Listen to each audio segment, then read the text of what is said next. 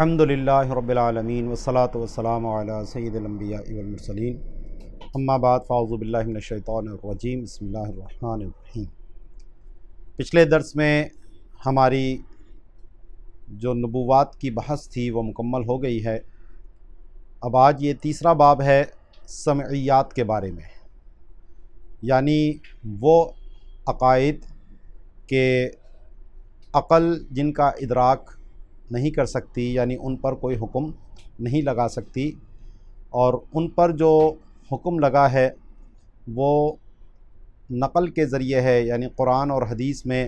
جو ان کے بارے میں احکامات آئے ہیں تو اس سے سن کر اس اعتقاد کا نظریہ بنا ہے۔ تو فرماتے ہیں فی الارشاد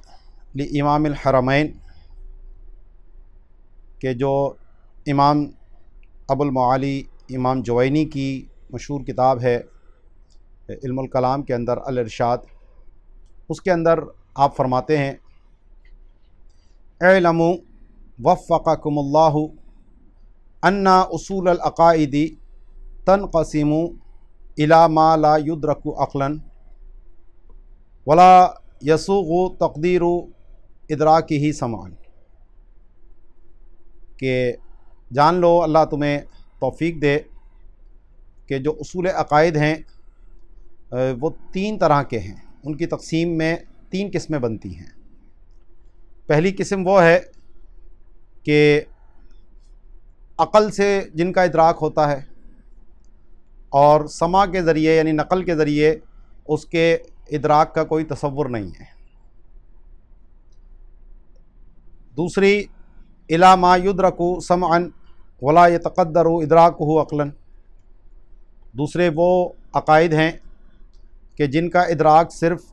سماع کے ذریعے ہے، نقل کے ذریعے ہے، اور عقل کے ذریعے ان کا ادراک متصور نہیں ہے۔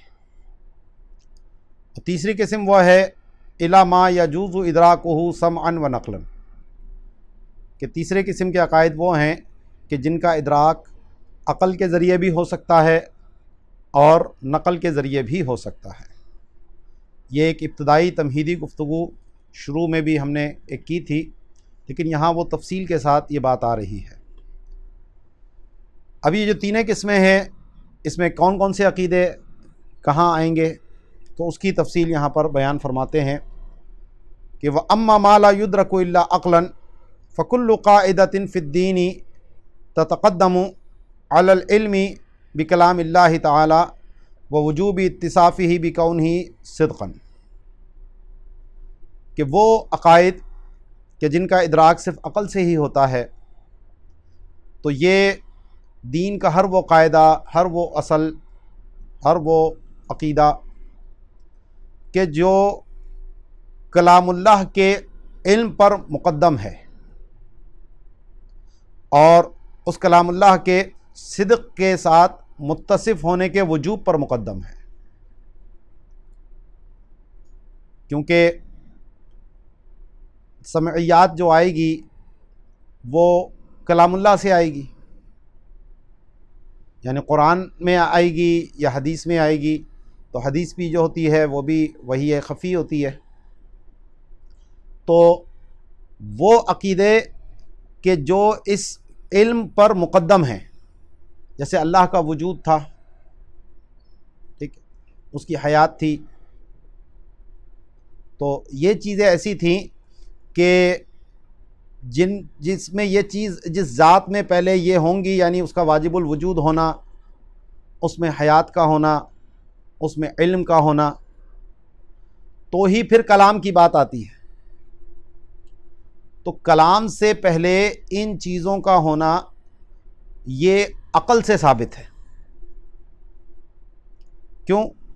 اذ السمعیات تستند الی کلام اللہ تعالی،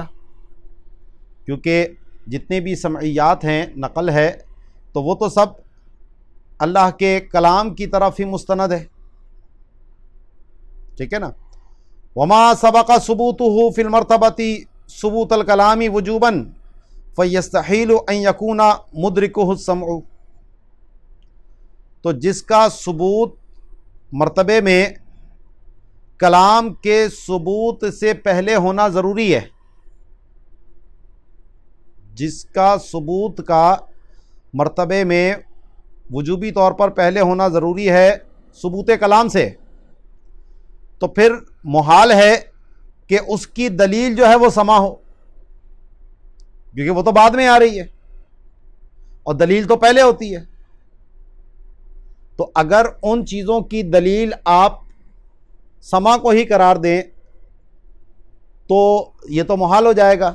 کہ جو اس کا وجود ہی بعد میں، مرتبہ بعد میں آ رہا ہے، تو پہلے مرتبے والے کے لیے دلیل کیسے بن سکتا ہے؟ ٹھیک ہے، تو اس لیے اللہ کا جو واجب الوجود ہونا تھا، اللہ کا حیات کی بات تھی، اللہ کے علم کی بات تھی، تو یہ ساری جو چیزیں تھیں یہ کلام اللہ سے مقدم ہیں مرتبے کے اعتبار سے، کہ پہلے ان کا علم ہوگا تو پھر یہ علم ہوگا کہ پھر اس کے لیے کلام بھی ہے اس ذات کے لیے، اور پھر جب وہ کلام ہے تو پھر اس کا صدق کے ساتھ متصف ہونا بھی ضروری ہے، تو کذب محال ہوا۔ ٹھیک ہے نا، تو وہ جتنے بھی عقائد تھے وہ سب کے سب سمعیات سے ان کا ادراک محال ہے۔ اصلاً ادراک ان کا پہلے ہوا، اور بعد میں اگرچہ اس کے بارے میں نصوص بھی موجود ہیں، لیکن وہ نصوص نہ بھی ہوں تو بھی ان چیزوں کا ادراک عقل کے ذریعے ہو سکتا ہے۔ وَأَمَّا مَا لَا يُدْرَكُ إِلَّا سَمْعًا فَهُوَ الْقَضَاءُ بِوُقُوعِ مَا يَجُوزُ فِي الْعَقْلِ وُقُوعُهُ وَلَا يَجِبُ۔ اور وہ عقائد کے جن کا ادراک صرف سماع سے ہوتا ہے، تو یہ ان امور کا وقوع کا فیصلہ کرنا ہے کہ جن کا وقوع عقلاً جائز ہے، یعنی عقلاً وہ محال نہیں ہے، عقل اس کا ہونے کا منع نہیں کرتی۔ اب منع نہ ہونا اور چیز ہے اور اس کا ہونا اور چیز ہے، تو عقل صرف یہ کہتی ہے کہ یہ عقلاً محال نہیں ہے، لیکن ان کا ثبوت ہے یا نہیں عقل اس پہ خاموش ہوتی ہے۔ تو سماع کے ذریعے، نقل کے ذریعے ان چیزوں کا ثبوت پھر ثابت ہوتا ہے، تو ان کے لیے صرف اتنا کافی ہے کہ عقلاً وہ محال نہ ہو۔ تو اس لیے فرماتے ہیں کہ جن عقیدوں کا ادراک عقل سماع سے ہوتا ہے تو یہ وہ ہیں ان چیزوں کے جس کے عقل نے جس کو جائز قرار دیا ہے ان کے وقوع کا فیصلہ، ولا یجب، اور عقلاً وہ واجب نہیں ہے، صرف جائز ہیں۔ ولا يتقرر الحكم بثبوت الجائز ثبوته فيما غاب عنا الا بسمع، تو وہ چیز کہ جو عقلاً جائز ہے اس کا ثبوت اور وہ ہم سے غائب ہے، تو اس کے حکم کا تقرر جو ہے وہ سماع ہی سے ہو سکتا ہے، کیونکہ عقل تو اس کا نہ اس بات کر رہی ہے نہ انکار کر رہی ہے، ہاں ہو سکتا ہے عقل یہ کہہ رہی ہے، تو اب وہ ہے تو اس کا ثبوت ہمیں سماع سے ملتا ہے۔ وَيَتَّصِلُ بِهَذَا الْقِسْمِ عِنْدَنَا جُمْلَةُ أَحْكَامِ التَّكْلِيفِ، اور جتنے بھی مکلف کے احکامات ہیں من جملہ، تو اسی قسم کے ساتھ ان کا تعلق ہے کہ ظاہر شریعت جتنی بھی ہے وہ سب نقل سے ثابت ہے، اور شریعت کے جتنے بھی احکام ہیں عقل ان کو جائز کہتی ہے، واجب نہیں کہہ رہی کہ ایسا ہونا چاہیے یا ایسا نہیں ہونا چاہیے، وہ ہاں ہو سکتا ہے نہیں بھی ہو سکتا، لیکن اب یہ ہے تو اس کا ثبوت ہمیں کہاں سے ملا؟ شریعت سے ملا۔ ٹھیک ہے، وَأَمَّا مَا يَجُوزُ إِدْرَاكُهُ عَقْلًا وَسَمْعًا، اور وہ عقائد، وہ اصول کہ جن کا ادراک عقل سے بھی ہو سکتا ہے اور سماع سے بھی ہو سکتا ہے، فَهُوَ الَّذِي تَدُلُّ عَلَيْهِ شَوَاهِدُ الْعُقُولِ، تو یہ وہ عقیدہ نظریہ ہے کہ جس پر عقل کے شواہد بھی دلالت کرتے ہیں، وَيُتَصَوَّرُ ثُبُوتُ الْعِلْمِ بِكَلَامِ اللَّهِ تَعَالَى مُقَدَّمًا عَلَيْهِ، اور اللہ کے کلام کے علم کا ثبوت ان پر مقدم ہونا متصور ہے، یعنی کلام اللہ کا ثبوت آیا تو پھر ان کا ثبوت بھی آ گیا. فہذا القسم یتوسل الی ادراکی بالسمع والعقل. تو یہ جو قسم تیسری ہے عقیدوں کی، تو ان کے ادراک کا سمع اور عقل دونوں سے پہنچا جا سکتا ہے. اب خود کلام اللہ کے اندر جو تھی بات کہ یہ پہلی قسم میں ہے یا تیسری قسم میں، کیونکہ ایک تو وہ ہی جو کلام اللہ کے علم سے پہلے ہیں وہ تو عقلی ہو گئے، اور دوسرے جو کلام اللہ کے علم کے بعد ہیں وہ سب کے سب نقلی ہو گئے، سمیع ہو گئے. خود کلام اللہ کس میں ہے؟ تو بعض نے اس کو پہلی میں ڈالا تھا، بعض نے دوسری میں ڈالا تھا، جو اس وقت اشکال بھی آیا تھا. تو میں نے یہی کہا تھا کہ ایک تو ہے کلام نفسی، ایک ہے کلام لفظی. تو کلام لفظی کی سے اگر بات کریں گے تو وہ سما کی طرف آ جائیں گے، اور اگر کلام نفسی کی بات کریں گے تو وہ پھر پہلے میں چلے جائیں گے.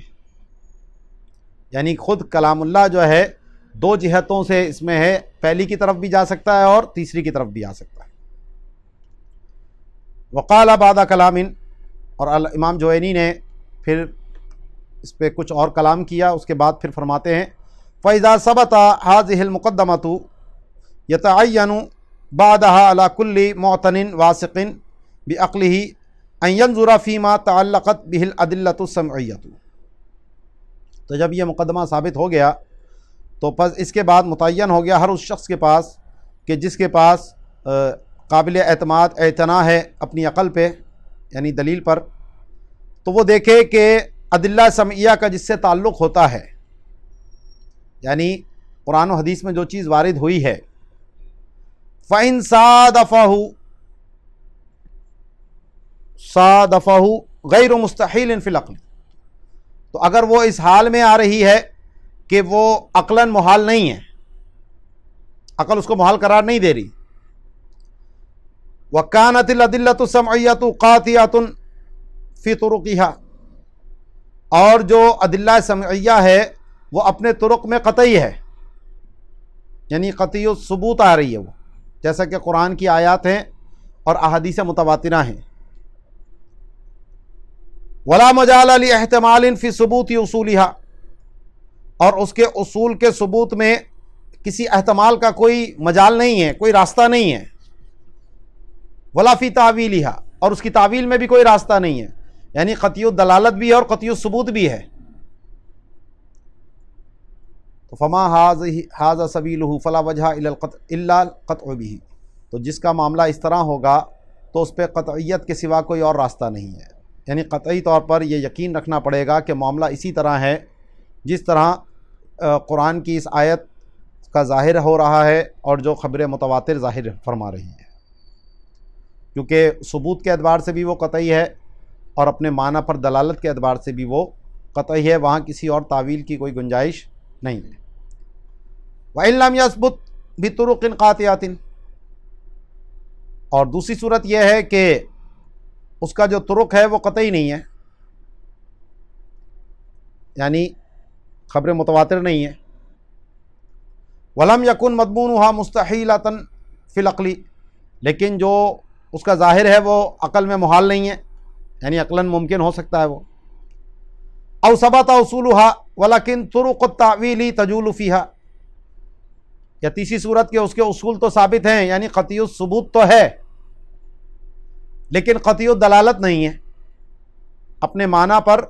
دلالت کرنے میں قطعیت نہیں ہے، تعویل کا راستہ وہاں پر اس کو گنجائش موجود ہے. ٹھیک ہے جی. تو فلا سبیل الی القطع، تو پھر اب یہاں قطعیت کا تو کوئی راستہ نہیں ہے. جیسے قرآن پاک کی وہ آیات جو معولہ ہیں تو ثبوت تو ان کا قطعی ہے لیکن معنی پر جو ان کی دلالت ہے وہ قطعی نہیں ہے. تو اب جو تعویل لی جائے گی تو یہ کہنا کہ یہی مراد ہے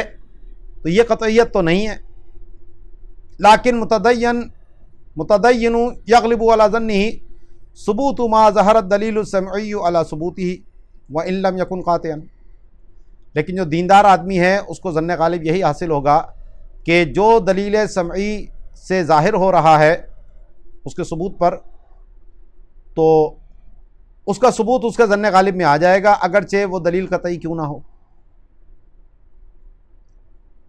وَإِنْ كَانَ مَضْمُونُ الشَّرْعِ الْمُتَّصِلِ بِنَا مُخَالِفًا لِلْقَضِيَّةِ الْعَقْلِ، اور اگر جو شریعت کا مضمون جو ہم تک متصل ہوا ہے وہ عقل کے قضیے کے خلاف ہے، یعنی وہ معنی جو بظاہر نص سے ثابت ہو رہا ہے وہ ظاہری معنی عقلاً درست لینا ممکن نہیں ہے یہاں پر، تو فلا يتصور في هذا القسم ثبوت سمع قاطع بلا خفاء به، تو جناب اس قسم میں کوئی ایسی قطعی دلیل کا ثبوت جس میں کوئی خفا نہ ہو وہ متصور ہی نہیں ہے، ضرور وہاں پر کوئی نہ کوئی تعویل ہوگی اور وہ تعویل ہی مراد وہاں پر لی جائے گی۔ جس طرح کے جتنی بھی متشابہات ہیں تو ان کا جو ظاہری معنی ہے وہ عقلاً محال ہوتا ہے، کسی نہ کسی محکم سے ٹکرا رہا ہوتا ہے، تو اس وجہ سے اس کا ظاہری معنی مراد نہیں لیتے بلکہ جو اس کا تعویلی کوئی معنی لیں گے جیسا متاخرین نے کہا، یا اس کی حقیقی مراد اللہ کے اوپر چھوڑ دیں گے جیسا کہ متقدمین نے کہا۔ لیکن ظاہری معنی کی نفی کرنے میں دونوں کا اتفاق ہے، جیسا پیچھے بھی میں آپ کو تفصیل سے اس بارے میں بیان کر چکا ہوں کہ ابن تیمیہ کا جو موقف ہے اور متقدمین کا موقف ہے اس میں بنیادی طور پر فرق کیا ہے۔ تو فہذہ مقدمۃ للسمعیات لا بد من الاحاطۃ بها، تو یہ جو گفتگو ہم نے کی ہے یہ سمعیات کے لیے بطور تمہید کے ہے، مقدمہ کے ہے، تو اس کا احاطہ ہونا ضروری تھا کہ سمعیات سے مراد وہ عقائد ہیں کہ جن کی بنیاد قرآن و حدیث پر ہے اور عقلاً یہ محال نہیں ہے، ٹھیک ہے، کیونکہ اگر عقلاً محال ہوں اور پھر قرآن و حدیث میں کوئی اگر چیز آتی ہو تو پھر اس کی تعویل کی جاتی ہے، لیکن اگر وہ عقلاً محال نہیں ہے تو ہم پر لازم ہے کہ جو قرآن و حدیث سے ثابت ہو رہا ہے اس پر ایمان رکھے، اگرچہ اس کی حقیقت ہمیں سمجھ نہ آ رہی ہو، کیونکہ یہ دنیا کا معاملہ ہے اور وہ آخرت کا معاملہ ہے، تو وہ ہم سے ابھی غائب ہے، یہ دنیا ہمارے سامنے حاضر ہے، تو اس حاضر کی بنیاد پر ہم اس غائب کو قیاس نہیں کر سکتے۔ تو پہلا اس میں عقیدہ ہے الحشر والنشر۔ نشر کا معنی ہے احیاء الخلق بعد موتہم،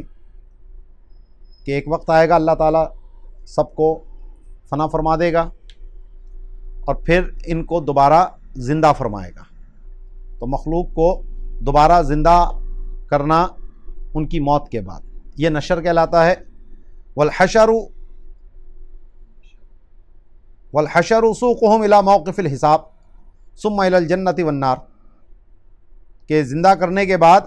ان کو حساب کی جگہ پر ہانک کے لے جانا، جیسا کہ میدان محشر جو ہوگا وہ ملک شام کی سرزمین پر قائم ہوگا، تو سب جتنے بھی اولین اور آخرین ہیں وہ سب وہاں پر اکٹھے ہوں گے، اور پھر ان کا جو اللہ فیصلہ فرمائے گا جنت کا یا جہنم کا، تو وہ ان کو پھر وہاں لے جایا جائے گا۔ قضا قال ابن ابی شریف فی شرح المسائرۃ، جیسا کہ علامہ ابن ابی شریف نے شرح مسائرہ کے اندر یہی فرمایا۔ وفیہ، اور اسی میں یہ بھی ہے وَهُمَا مِمَّا عُلِمَ بِالضَّرُورَةِ مِنَ الدِّینِ،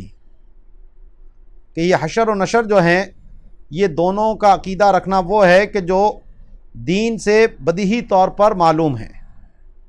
یعنی یہ ضروریات دین میں سے ہیں، کیونکہ کتاب و سنت میں ان کی اتنی کثرت تکرار ہے اور علماء امت کی زبان پر یہ اتنی تفصیل سے اس کو بار بار بیان کیا گیا کہ یہ نظر و فکر پر موقوف نہیں ہے، ان کے لیے کسی استدلالی علم کی ضرورت نہیں ہے، یہ بات ہر مومن کے دل میں جاں فضا ہے، اور چاہے وہ عام ہو یا خاص ہو۔ وَانْعَقَدَ الْإِجْمَاعُ وَلَا كُفْرِ مَنْ أَنْكَرَهُمَا جَوَازًا أَوْ وُقُوعًا، تو اس پر اجماع ہے پوری امت کا کہ اگر کوئی اس حشر و نشر کے جواز کا انکار کرے گا تو وہ بھی کافر ہے، کہ یہ ممکن ہی نہیں ہے، عقلاً اس کو محال جانے گا تو بھی وہ کافر ہے، اور اگر وہ یہ کہتا ہے ہاں جی عقلاً ممکن تو ہے لیکن اس کا وقوع نہیں ہوگا وقوع کا انکار کرے گا تو بھی وہ کافر ہے۔ تو اعلیٰ حضرت نیچے حاشیے میں فرماتے ہیں ای انکرا جواز شیء منہما او وقوعہ، کہ ان دونوں میں سے کسی بھی شے کے جائز ہونے کو انکار کرے یا ان کے وقوع کا انکار کرے، ولو فی حجاب التاویل، چاہے تعویل کے پردے میں ہی کیوں نہ ہو، براہ راست انکار نہیں کر رہا لیکن جو ان کے معنی مشہورہ ہیں ان سے ہٹ کر کوئی اور معنی بیان کرنے کی کوشش کرتا ہے، نئی شیریتی، جیسا کہ سید احمد علی گڑھی جس کو ہمارے عرف میں سر سید احمد خان کہتے ہیں، تو اس کے اور اس کے جو ماننے والے ہیں ان کو نیچری کہا جاتا ہے، تو انہوں نے بھی اس کا انکار کیا اور تعویل کرتے ہیں کہ جناب اس سے مراد تو علم ہے اور خوشی ہے، بس یہی حشر نشر ہے، بس دنیا میں جو ہو گیا بس ہو گیا۔ تو فإن التأویل فی الضروری غیر مسموع، کیونکہ جو بدیہی چیزیں ہیں، ضروریات دین ہیں، ان میں تعویل مسموع نہیں ہے، وہ نہیں سنی جاتی، اس کا کوئی راستہ ہی نہیں ہے۔ تو لا یسمن ولا یغنی من جوع، نہ یہ موٹا کرے اور نہ بھوک سے کوئی غنی کرے، اس تعویل کا کوئی فائدہ نہیں۔ وَأَنْكَرَهُمَ الْفَلَاسِفَةُ، اور جو فلاسفہ ہیں انہوں نے اس حشر و نشر کا انکار کیا، ان کا گمان یہ ہے کہ جو معاد ہے وہ صرف روحانی ہے، جسمانی کا کوئی تعلق نہیں، کیونکہ جسم تو فنا ہو گیا، اب جب جسم فنا ہو گیا تو پھر یہ واپس نہیں آ سکتا، تو اس لیے صرف روح کے اوپر جو ہے جو علم وغیرہ طاری ہوتے ہیں وہ اس کا معاملہ ہے۔ تو یہ انکار بھی ان امور میں سے ہے جس کی وجہ سے ان فلاسفہ کی تکفیر کی گئی۔ تو قال القاضی وکذالک من انکر الجنۃ والنار والبعث والحساب والقیامۃ فہو کافر باجماع للنص علیہ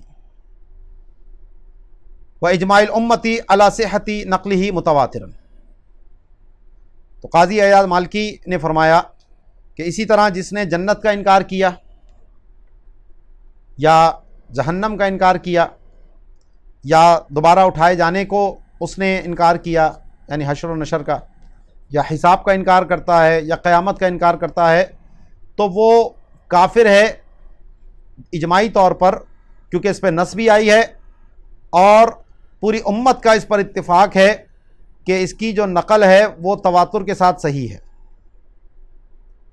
وَكَذَلِكَ مَنِ اعْتَرَفَ بِذَلِكَ وَلَكِنْ قَالَ إِنَّ الْمُرَادَ بِالْجَنَّةِ وَالنَّارِ وَالْحَشْرِ وَالنَّشْرِ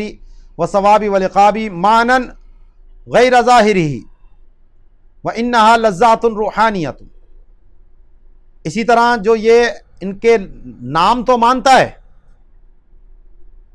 لیکن کہتا ہے کہ جی جنت، جہنم،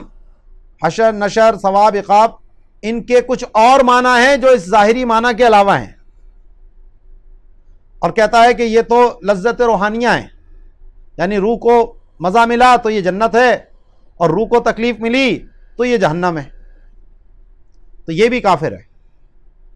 کیونکہ ایک تو ان الفاظ کے ہونے پر اجماع ہے اور ان کے یہ معنی ہونے پر بھی اجماع ہے، تو یہ ان کے معنی کا انکار کرے گا تو وہ بھی دائرہ اسلام سے خارج ہوگا۔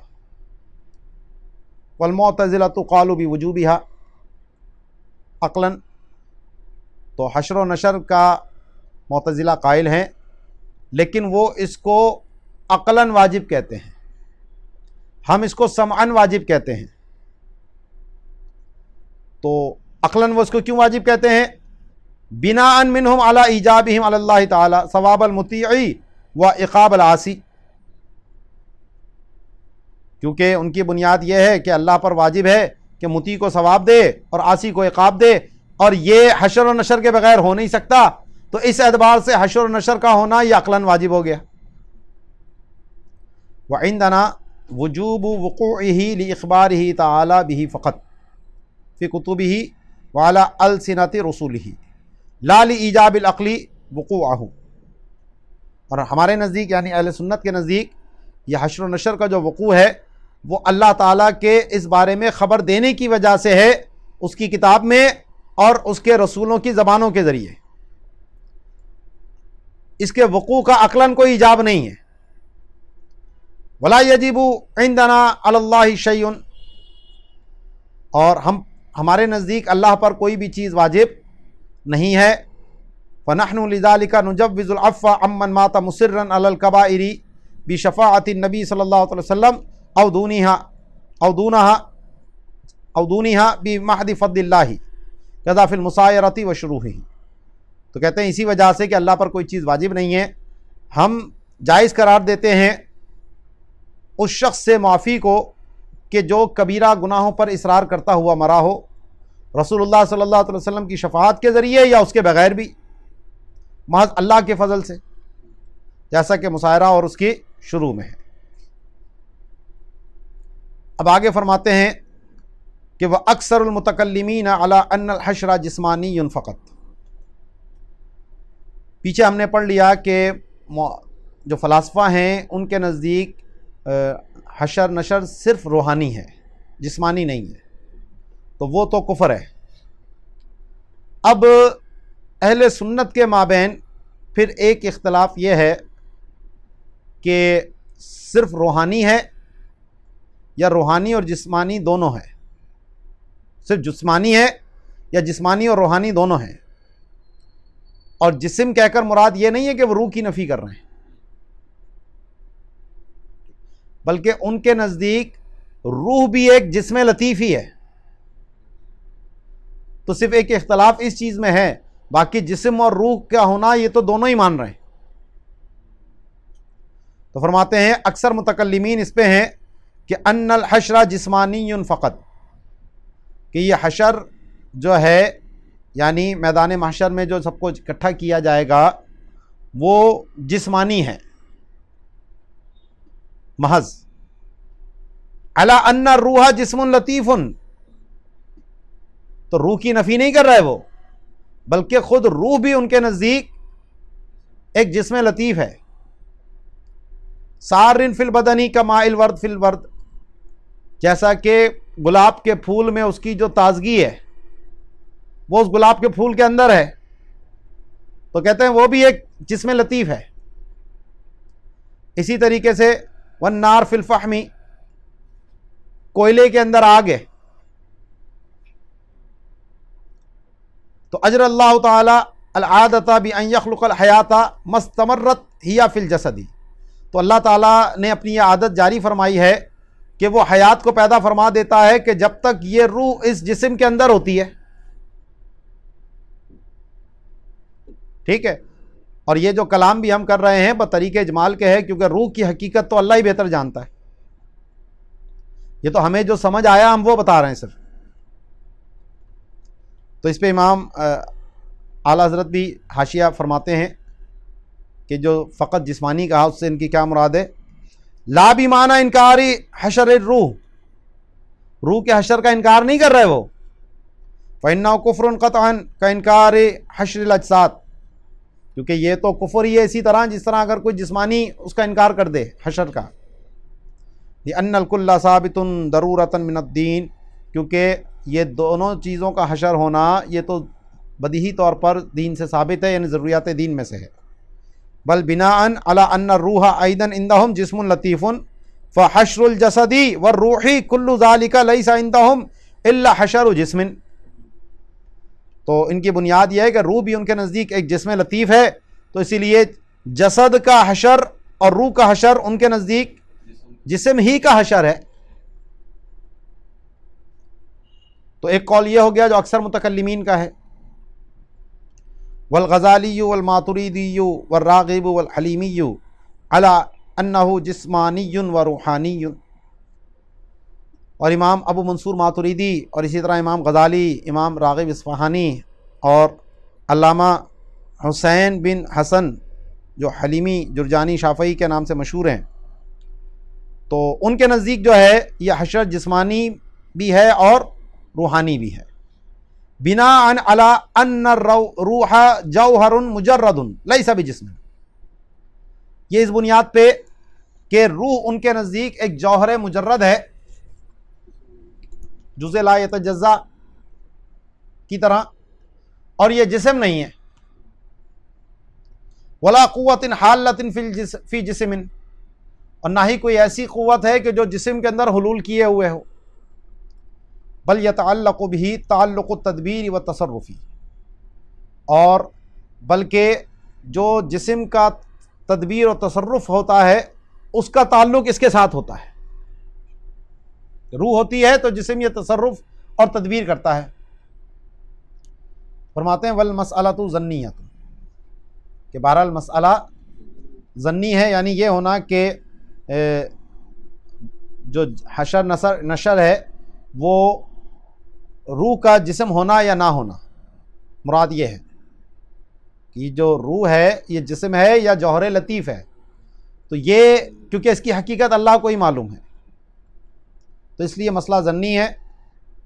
اور آگے فرماتے ہیں ووجود البنیتی ای البدن المؤلف من العناصر والروح الحیوانی واعتداد المزاجی لیس شیء منها شرطا عندنا فی تحقق المعنى المسمى بالحیاتی خلافا للفلاسفة والمعتزلة. تو فرماتے ہیں کہ بنیا کا ہونا یعنی وہ بدن جو عناصر اربعہ سے مرکب ہے، اور روح حیوانی کا ہونا، اور مزاج کا اعتدال، جو پیچھے بھی حیات کی ہم نے بات کہی تھی، تو یہ ہمارے نزدیک حیات کے تحقق کے لیے شرط نہیں ہے، بلکہ یہ اللہ کی عادت جاریہ ہے کہ اللہ نے ہم جو دیکھتے ہیں کہ جناب حیات کے لیے ان چیزوں کا ہونا ہوتا ہے تو حیات ہوتی ہے، ورنہ نہیں ہوتا تو نہیں ہوتی. تو یہ اس طور پر ہے کہ اللہ کی عادت جاریہ ہے کہ اللہ نے ان کے طور پر ہمارے سامنے حیات کو ظاہر کیا ہے. یہ نہیں ہے کہ اس کے بغیر حیات ہو نہیں سکتی. ٹھیک ہے جی. تو فرماتے ہیں کہ بنیا کا ہونا یعنی وہ بدن جو مؤلف ہے عناصر اربعہ سے اور روح حیوانی سے اور مزاج کا اعتدال، تو وہ ہمارے نزدیک حیات کے تحقق کے لیے شرط نہیں ہے. اس میں فلاسفہ اور معتزلہ کا اختلاف ہے. تو معتزلہ بھی یہی کہتے ہیں کہ جناب اس کے بغیر حیات ہو نہیں سکتی، اسی وجہ سے وہ عذاب قبر وغیرہ کا انکار کرتے ہیں. اور ہم یہ کہتے ہیں ہمارے نزدیک شرط نہیں ہے، یہ صرف اس دنیا کے اندر اللہ کی عادت جاریہ ہے. تو برزخ کا معاملہ اس سے جدا ہو سکتا ہے، آخرت کا معاملہ اس سے جدا ہو سکتا ہے. تو ہم اس حاضر پر اس غائب کو کیسے قیاس کر سکتے ہیں؟ ٹھیک ہے جی. وَمِنْهَا سُؤَالُ الْمُنْكَرِ وَالنَّكِيرِ وَعَذَابُ الْقَبْرِ وَنَعِيمُهُ. اسی میں سے ہے منکر نکیر کا سوال کرنا کہ یہ دو فرشتے ہیں، جب بھی کوئی شخص قبر میں رکھا جاتا ہے اور اس کو دفن کر کے لوگ جاتے ہیں تو یہ دونوں فرشتے جو ہے وہاں آ کر سوال جواب کرتے ہیں، اور جو ان سوالوں میں کامیاب ہو جاتا ہے تو اس کو راحت ملتی ہے اس کی قبر میں، اور جو ان جوابوں میں ناکام ہو جاتا ہے تو فرشتے اس کو عذاب دیتے ہیں. تو اب یہ جو منکر نکیر ہے تو اعلیٰ حضرت اس کے اوپر حاشیہ لگاتے ہیں کہ المنکر بفتح العین والنکیر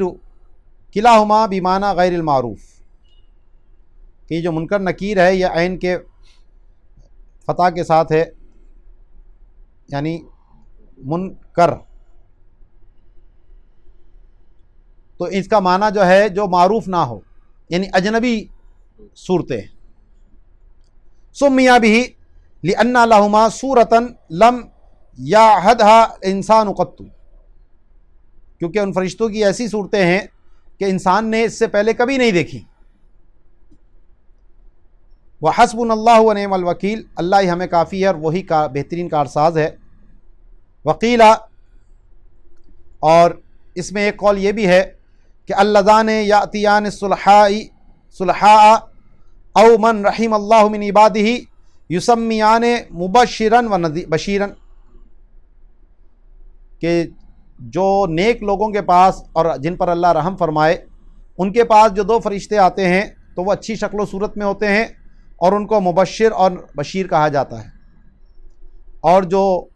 کفار اور گناہ گاروں کے پاس آتے ہیں وہ منکر نکیر ہیں، یعنی ہیبت ناک صورت میں آتے ہیں وہ۔ واختلف هل هما اثنان بالعدد ويظهران لكل من قبر وإن كانوا ألوفا في مشارق الأرض ومغاربها أم بالنوع۔ اب اس میں بھی اختلاف ہے کہ یہ صرف 2 ہی فرشتے ہیں کہ جو ہر ایک کی قبر میں ظاہر ہوتے ہیں، چاہے وہ ہزاروں لاکھوں ہی کیوں نہ ہوں مشرق مغرب کے اندر، لیکن یہ ہر جگہ پہنچ جاتے ہیں۔ ام بالنوع، یا پھر یہ ایک نوع کا نام ہے، فرشتوں کی بہت ساری تعداد ہے، وہ نوع جو ہے وہ منکر نکیر کہلاتی ہے، تو ہر ایک کی قبر میں الگ الگ جاتے ہیں، اس نوع میں سے کوئی فرشتے جاتے ہیں۔ وَكُلُّ سَائِغٌ فِي الْقُدْرَةِ، اور اللہ کی قدرت دونوں کو شامل ہے، یہ بھی ہو سکتا ہے وہ بھی ہو سکتا ہے، ٹھیک ہے جی۔ تو یہ سوال منکر نکیر اور عذاب قبر اور نعیم قبر ورد بہم الاخبار وتعددت طرقها تعددا افاد مجموعها التواتر المعنویہ۔ تو جناب ان کے بارے میں، منکر نکیر کے سوالات کے بارے میں، اور اسی سوال پر کامیابی یا ناکامی پر جو چیز مرتب ہوتی ہے، تو اس پہ خبریں موجود ہیں، احادیث ہیں، اور ان کے جو طرق ہیں وہ تعداد میں مجموعی طور پر تواتر معنوی کو پہنچ چکے ہیں، اگرچہ ہر ایک انفرادی طور پر تو خبر واحد ہے، لیکن جب ان کے معنی کو جمع کر کے دیکھیں تو سب کے معنی اگرچہ الفاظ مختلف ہیں، لیکن معنوی طور پر سب کے بات ایک ہی ہے کہ قبر میں سوال جواب ہوگا، اور اس سوال جواب پہ کامیابی اور ناکامی پر اس کے اثرات مرتب ہوں گے، جس کو ہم عذاب قبر یا نعیم قبر کہتے ہیں۔ وَكُلُّ ذَلِكَ مُمْكِنٌ فَيَجِبُ التَّصْدِيقُ بِهِ، تو ان میں سے ہر چیز ممکن ہے، سوال جواب کا ہونا بھی، عذاب قبر کا ہونا بھی، نعیم قبر کا ہونا بھی، تو اس لیے اس پر تصدیق واجب ہے۔ اور بعض معتزلہ نے اس کا انکار کیا، دلیل وہ دیتے ہیں کہ قالوا ذَلِكَ يَقْتَضِي إِعَادَةَ الْحَيَاةِ إِلَى الْبَدَنِ، کہ جناب سوال تو تب ہوگا جب انسان کو فہم ہوگی، اور فہم کے لیے ضروری ہے کہ حیات جو ہے وہ اس کے بدن میں واپس لوٹائی جائے، لفہم الخطاب و رد الجواب، تاکہ وہ سوال کو سمجھے اور اس کا پھر جواب دے۔ اور اسی طرح جو آپ نعیم اور عذاب کی بات کر رہے ہیں، تو اس کے لیے تو حیات ہوگی تو ادراک اللذت والالم، تبھی تو اس کو کسی تکلیف کا یا کسی خوشی کا احساس ہوگا، حیات ہوگی تو تب ہوگا نا، تو حیات کا لوٹانا ضروری ہوا۔ وذالک منتفن بالمشاہدتی، اور حیات کا نہ ہونا یہ تو ہم دیکھ رہے ہیں، حیات کا لوٹایا جانا یہ تو مشاہدے سے منتفی ہے، بے حس و حرکت بندہ پڑا ہوتا ہے۔ والجواب، تو جناب اس کا جواب یہ ہے کہ انا نمنع اقتداء ذلك عود الحیات الکاملۃ الی جمیع البدن، کہ اس سوال جواب کے لیے یہ ضروری نہیں ہے کہ پورے بدن میں ہی حیات لوٹائی جائے، اس کا تقاضا پورے بدن میں حیات کا لوٹانا اگر آپ یہ کہتے ہیں تو نمنع، تو ہم اس کو تسلیم نہیں کرتے، بلکہ غایت ما یقتضی اعادۃ الحیات الی الجزء الذی بہ فہم الخطاب و رد الجواب، اس کا زیادہ سے زیادہ تقاضا صرف اتنا ہے کہ صرف اس جز میں حیات لوٹا دی جائے کہ جس سے فہم خطاب ہو جائے اور رد جواب ہو جائے، تو اس کے لیے پورے بدن میں حیات کا آنا تو ضروری نہیں ہے، عقل سلامت ہے اور وہ ادا کر سکے منہ سے۔ تو آج کی سائنس بھی اس بات کو تسلیم کرتی ہے کہ انسان کی موت ہو جانے کے بعد بھی اس کے دماغ کی موت نہیں ہوتی، اس کے دماغ میں چل رہا ہوتا ہے، یعنی جو آج دماغ کی اس لہروں کو بھی وہ پڑھ لیتے ہیں، اس کو دیکھ لیتے ہیں، تو دماغ میں لہریں موجود ہوتی ہیں۔ اسی طرح جو ہمارے اندرونی آرگنز ہوتے ہیں، یہ بھی حیات کے بعد ان میں حیات ہوتی ہے، اندر ان کی اپنی بھی ایک موت ہوتی ہے۔ اسی لیے جو اعضاء کی پیوند کاری کا معاملہ ہوتا ہے تو وہ ایک مخصوص ٹائم کے اندر ہی مردے کے جسم سے اس آرگن کو، اس عضو کو نکالنا ضروری ہوتا ہے، اور پھر اس کے بعد اس کو ایک مخصوص ماحول کے اندر وہ رکھتے ہیں تاکہ وہ زندہ رہے، اور پھر اس کو کسی دوسرے جسم کے اندر منتقل کر کے وہ اس سے جوڑ دیتے ہیں، کیونکہ اگر وہ ٹائم گزر گیا تو پھر وہ آرگن، وہ عضو جو ہے وہ خود بھی مردہ ہو جاتا ہے، پھر اس کے لگانے کا کوئی فائدہ نہیں ہوتا۔ تو آج تو سائنس اس بات کو آنکھوں دیکھی چیز ہے جس کو یہ انکار کر رہے ہیں معتزلہ اپنی عقل کی بنیاد پر، کہ حس موجود ہوتی ہے ابھی بھی، صرف جسم اس کا رپلائی نہیں دے پا رہا ہوتا۔ تو فرماتے ہیں کہ اس کی غایت یہ ہے کہ صرف حیات اس میں لوٹائی جائے، اس جز میں کہ جس سے فہم خطاب ہو اور رد جواب ہو۔ اس کا زیادہ سے زیادہ تقاضا یہ ہے وَالْإِنسَانُ قَبْلَ مَوْتِهِ لَمْ يَكُنْ يَفْهَمُ بِجَمِيعِ بَدَنِهِ بَلْ بِجُزْءٍ مِّنْهُ مِنْ بَاطِنِ قَلْبِهِ، اور جناب انسان موت سے پہلے بھی کوئی پورے بدن سے تو کوئی بات نہیں سمجھتا تھا۔ بعض اوقات فالج میں پڑا ہوا انسان، پورا جسم اس کا بے حس ہے، لیکن سب سن رہا ہے، سمجھ رہا ہے، اعضاء کام نہیں کر رہے، بلکہ جو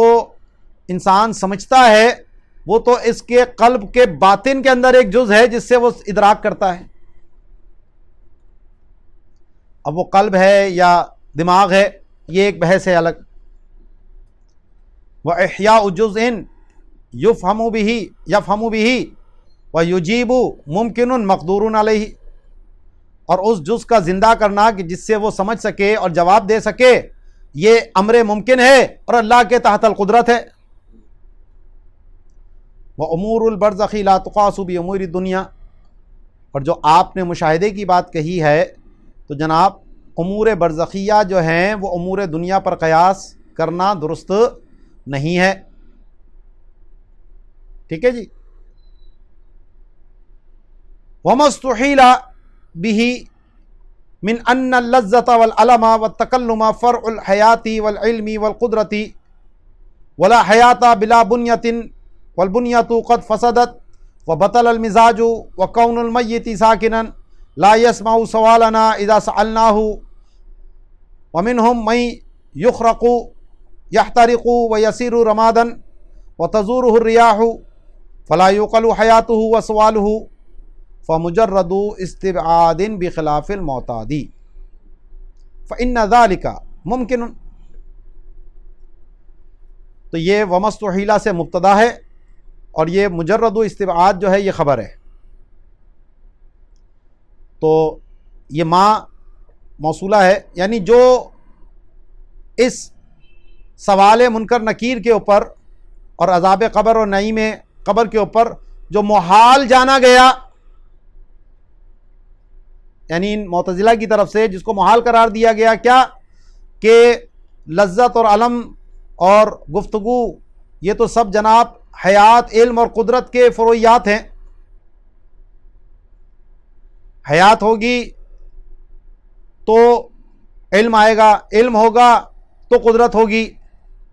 تو یہ بات چیت کرنا، یہ سب کچھ، یہ چیزیں ہوں گی تو یہ ہوگا۔ اور کہتے ہیں کہ حیات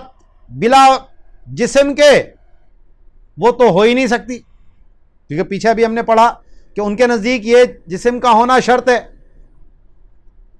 تو وہ کہتے ہیں حیات بغیر جسم کے، بنیا کے، وہ تو ہے ہی نہیں،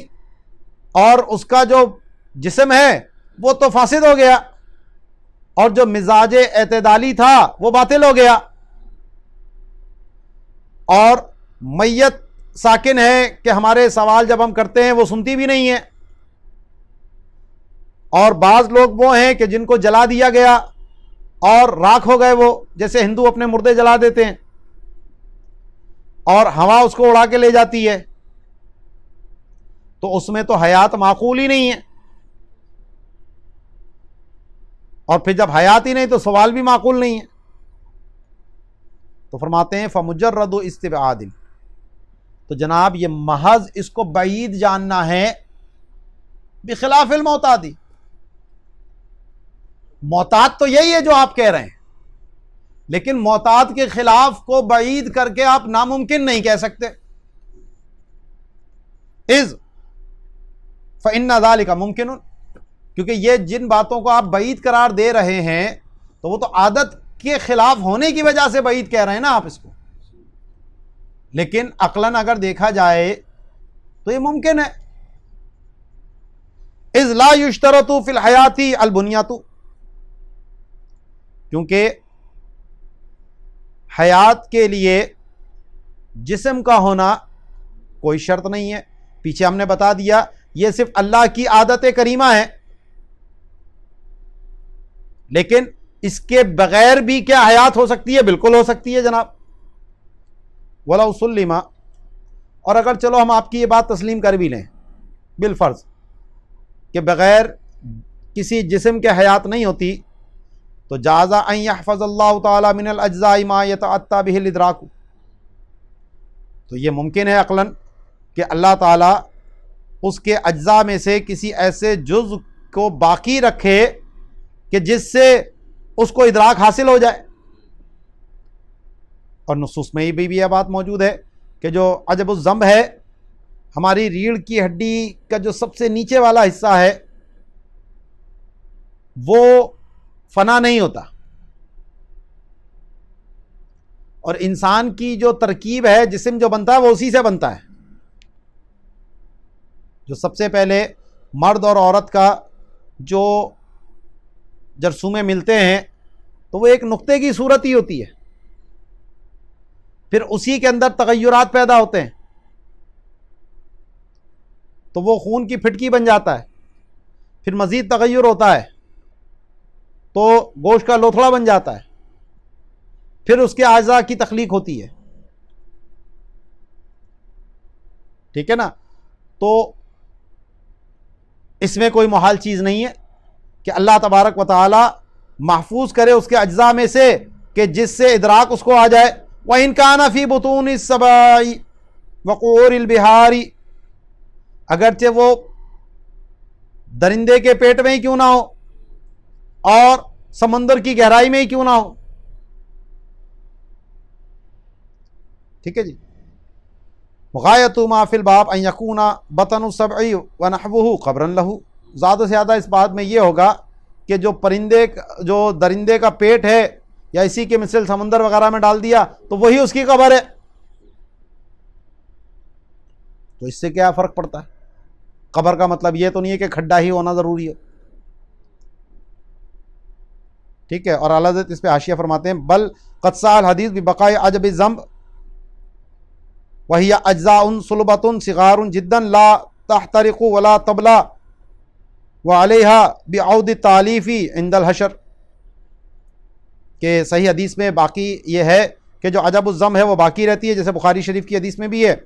اور یہ سخت چھوٹے چھوٹے بہت باریک اجزاء ہیں جو جلتے بھی نہیں ہیں اور بوسیدہ بھی نہیں ہوتے، اور اسی پر حشر کے وقت جو ہے وہ تالیف کا اعادہ ہوگا، اسی پر دوبارہ انسان کا جسم جو ہے وہ ترتیب پائے گا۔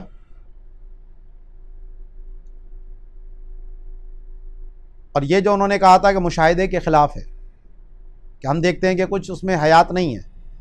تو اس کا جواب دیتے ہیں وَلَا يَمْتَنِعُ أَلَّا يُشَاهِدَ النَّاظِرُ مِنْهُ مَا يَدُلُّ عَلَى ذَلِكَ، کہ یہ ممنوع نہیں ہے کہ ناظر اس چیز کا مشاہدہ نہ کرے کہ جو اس کی حیات اور ادراک پر دلالت کرتا ہے۔ اس کی دلیل کیسے؟ فَإِنَّ النَّائِمَ سَاكِنٌ بِظَاهِرِهِ وَيُدْرِكُ مِنَ الْأَلَمِ وَاللَّذَّاتِ مَا يَحُسُّ تَأْثِيرَهُ عِنْدَ يَقْظَتِهِ كَعَلَمٍ وَضَرَبٍ رَآهُ وَخُرُوجِ مَنِيٍّ مِنْ جِمَاعٍ رَآهُ، کہ سونے والا بندہ بظاہر ساکن ہوتا ہے، لیکن وہ ادراک کرتا ہے اس تکلیف کا اور اس لذت کا کہ جس کی تاثیر اس نے محسوس کی تھی، جب وہ جاگتا ہے اس وقت بھی اس کو وہ محسوس ہو رہا ہوتا ہے. ایک دم اٹھتا ہے پسینہ پسینہ ہوا ہے، سانس پھولی ہوئی ہے اس کی، حالانکہ وہ تو خواب دیکھ رہا تھا.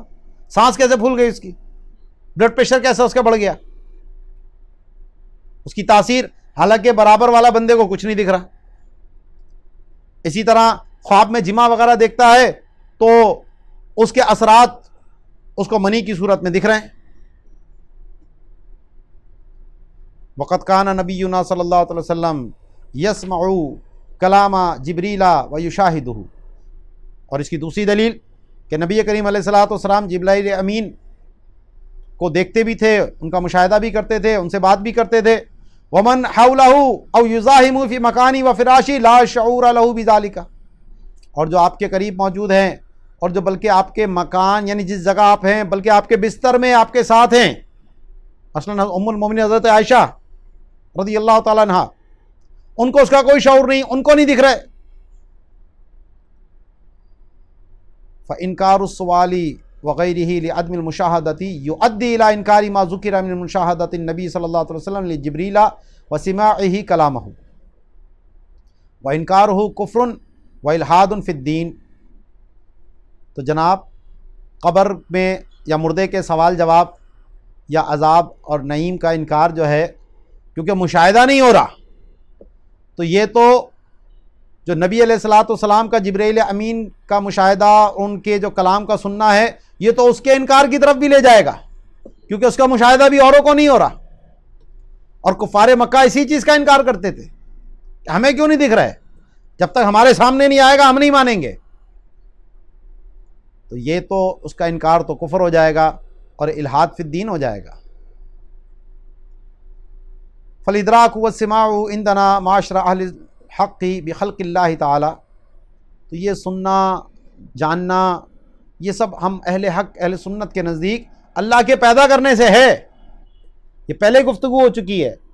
کہ تاثیر کچھ نہیں ہے کسی چیز کی، اللہ ہی پیدا فرماتا ہے یہ چیزیں.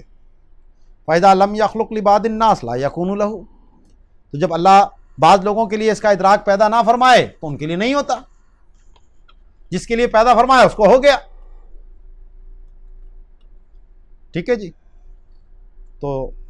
باقی انشاءاللہ اس کو یہیں سے آگے کنٹینیو کرتے ہیں.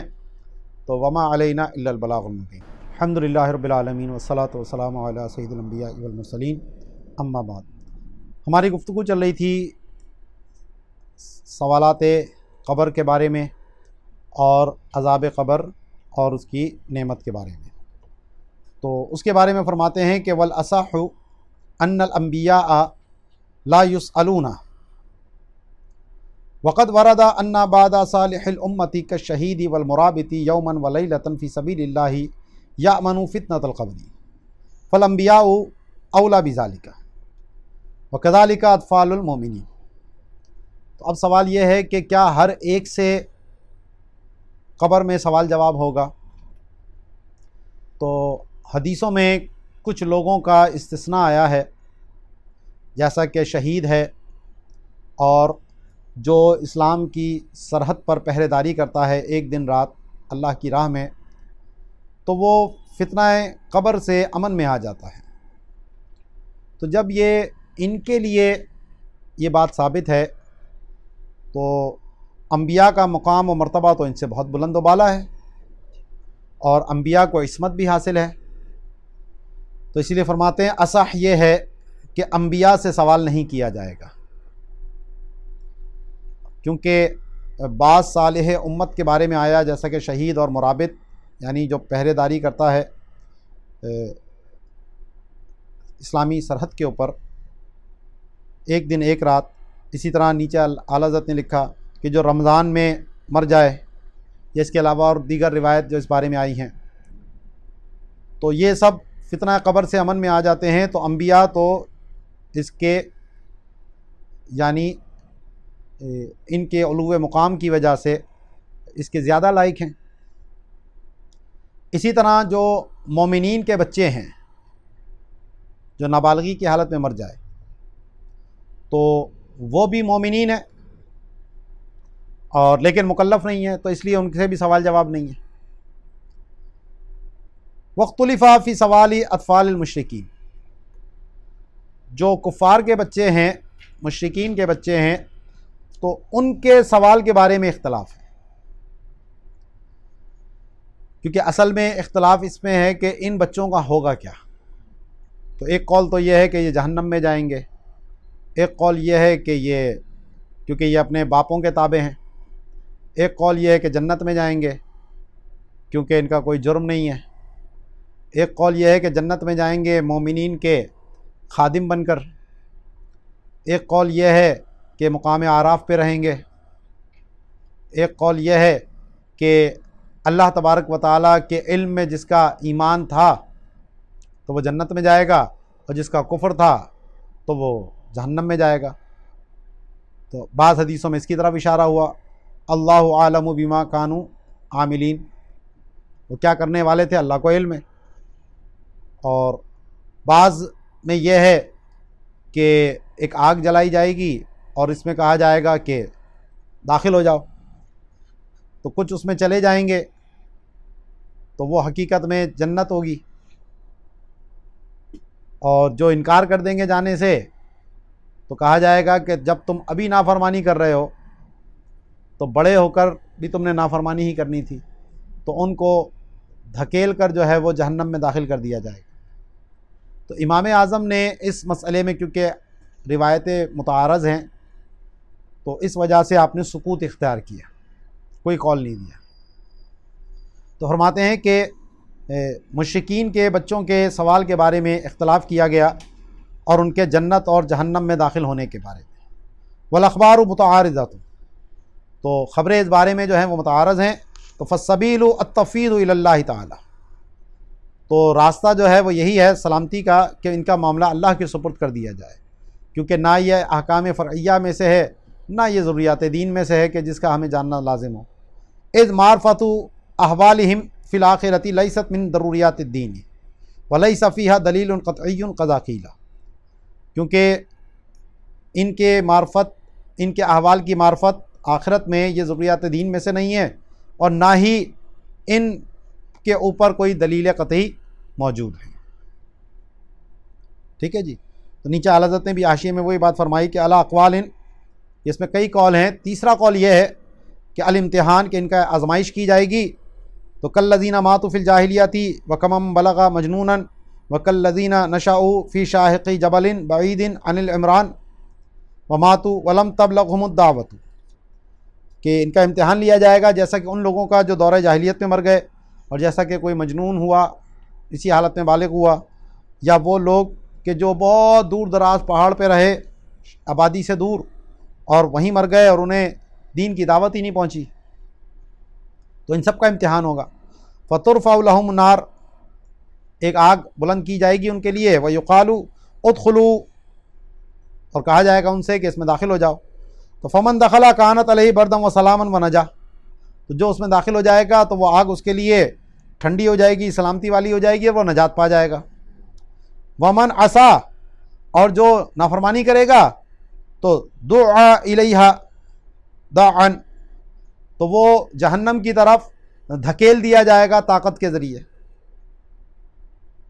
واللہ تعالی عالم، نسأل اللہ تعالی حسن الخاتمۃ وحسبنا اللہ ونعم الوکیل۔ آگے فرماتے ہیں کہ والمعتزلۃ وغیرہم من منکر العذاب القبر استدلوا بقولہ تعالی انک لا تسمع الموتى، سورہ نمل آیت 80، وما انت بمسمع من فی القبور، سورہ فاطر آیت 22، ولو کان فی القبر احیاء لصاح الاسماع،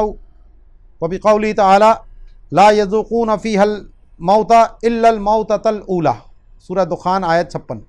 وغیرہ کما فی شرح المقاصد۔ تو معتزلہ اور دیگر وہ لوگ جو عذاب قبر کے انکار کرتے ہیں، انہوں نے اللہ تعالیٰ کے ان فرامین سے جو ہے وہ استدلال کیا کہ آپ جو ہے وہ مردوں کو نہیں سنا سکتے،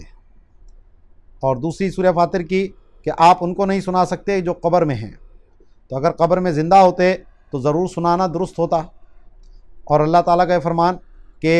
یہاں وہ موت کو نہیں چکھیں گے مگر ایک ہی موت.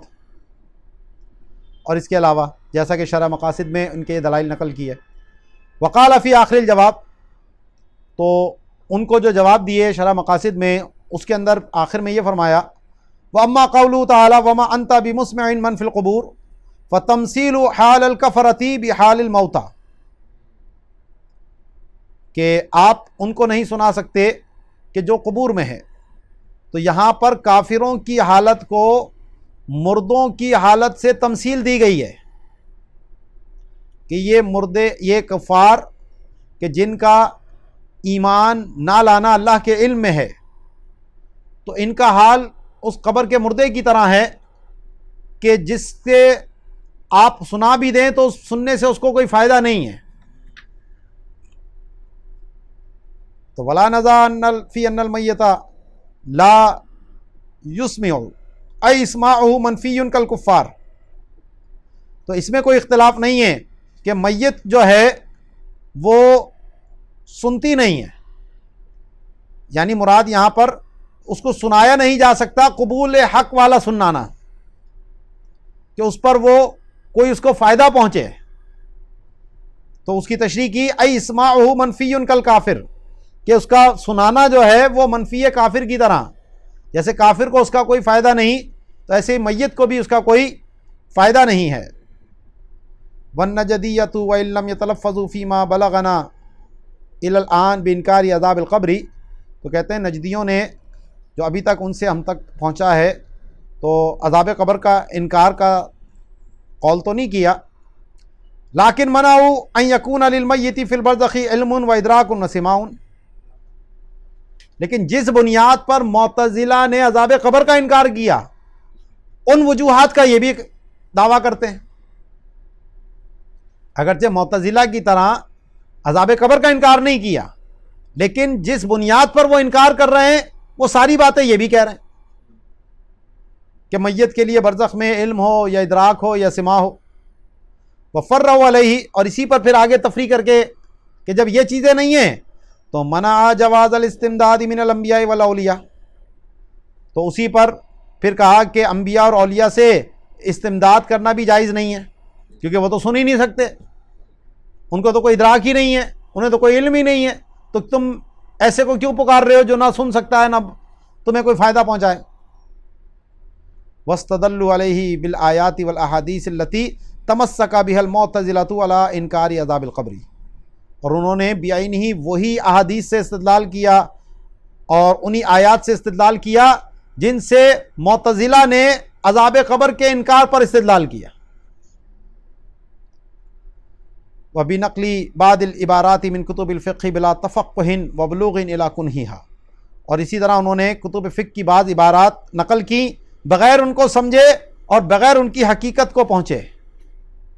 جیسا کہ وہ قسم والا مسئلہ ہے کہ مردے سے اگر بات کرے گا تو وہ حانث نہیں ہوگا، وہ جو فتح القدیر وغیرہ کے اندر جزیات ہیں. تو اعلیٰ حضرت نے اپنی کتاب میں ان تمام کا بہترین قسم کا جواب دیا ہے، نیچے حاشیہ بھی میں پڑھ کے بتا دیتا ہوں. حتی نقل بعض الصفحاء منہم عبارت شرح المقاصد اثباتا لدعواہم، یہاں تک کہ اس کے بعد بیوقوف نے شرح مقاصد کی یہ عبارت بھی اپنے دعوے کے اس بات کے لیے نقل کر دی. والجواب عنہا فی کتب القوم مذکور وفی رسائلنا مستور، تو اس کا جواب جو ہے وہ بہت سے علماء کی کتابوں میں مذکور ہے اور ہمارے رسائل میں بھی تحریر ہے. تو اعلیٰ حضرت اس پہ حاشیہ فرماتے ہیں وعلیک بالکتابین المذکورین للعبد الضعیف، تو پیچھے ہم نے جو دو کتابوں کا ذکر کیا عذاب قبر والے مسئلے میں تو وہ پڑھنا آپ پر لازم ہے. فإنہما بحمد اللہ یکفیان و یشفیان، کہ یہ دونوں کتابیں جو ہیں اللہ کے لیے حمد ہے کہ وہ کفایت بھی کریں گی اور مرض سے شفا بھی بخشیں گی. وہ دو کتابیں کون سی ہیں؟ یعنی حیات الموات فی بیانی سماع الاموات، اور دوسری کتاب ہے الوفاق المتین بین جواب الیمین و سماع الدفین. ٹھیک ہے، یہ دونوں کتابیں آپ کو مل جائیں گی. اس کے اندر جو کتاب الجنائز ہے فتاوی رضویہ میں غالباً جو نویں جلد ہے نظامیہ والوں کی، اس کے اندر موجود ہے. تو فرماتے ہیں کہ لما کانا ادراک الجزئیاتی مشروط عند الفلاسفتی بحصول الصور فی الآلات، کہ جزئیات کا جو ادراک ہے وہ فلاسفہ کے نزدیک جو اعلی مدرکہ ہے اس میں صورتوں کے حصول کے ذریعے ہے،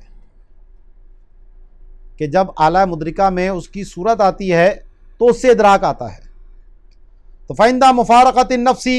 وَبُطْلَانِ الْآلَاتِ لَا تَبْقَى مُدْرِكَةٌ لِلْجُزْئِيَّاتِ ضرورۃ انتفاع المشروط بانتفاع الشرط۔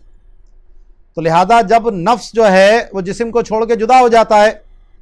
اور وہ جو آلات ہیں، آلات مدرکہ، وہ باطل ہو جاتے ہیں، تو پھر ان جزئیات کا ادراک کرنے والی کوئی طاقت باقی نہیں رہتی ان کے نزدیک، کیونکہ جب مشروط فوت ہو گیا، جب یہ شرط فوت ہو گئی تو مشروط بھی فوت ہو جائے گا بدیہی طور پر۔ وعندنا لیست الآلات شرطا فی ادراک الجزئیات، اور ہمارے نزدیک جزئیات کے ادراک کے لیے آلات کا ہونا شرط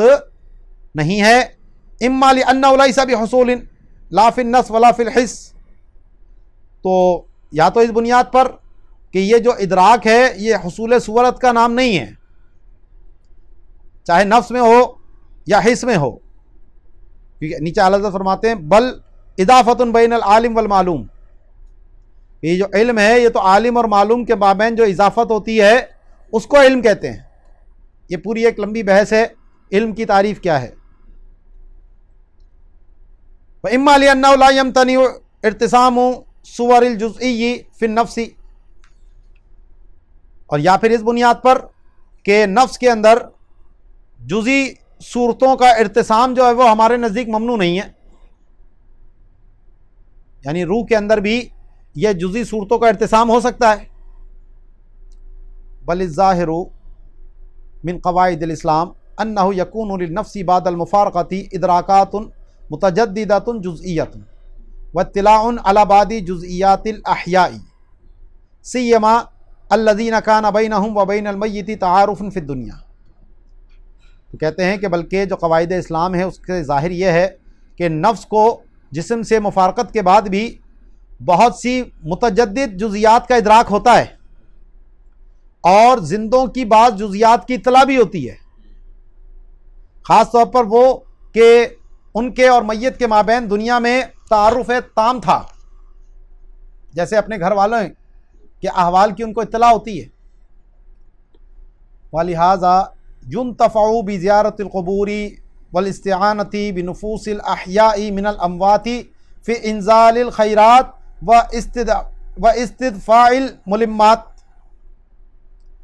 کہتے ہیں اسی وجہ سے زیارت قبور سے نفع لیا جاتا ہے، اور جو زندہ ہیں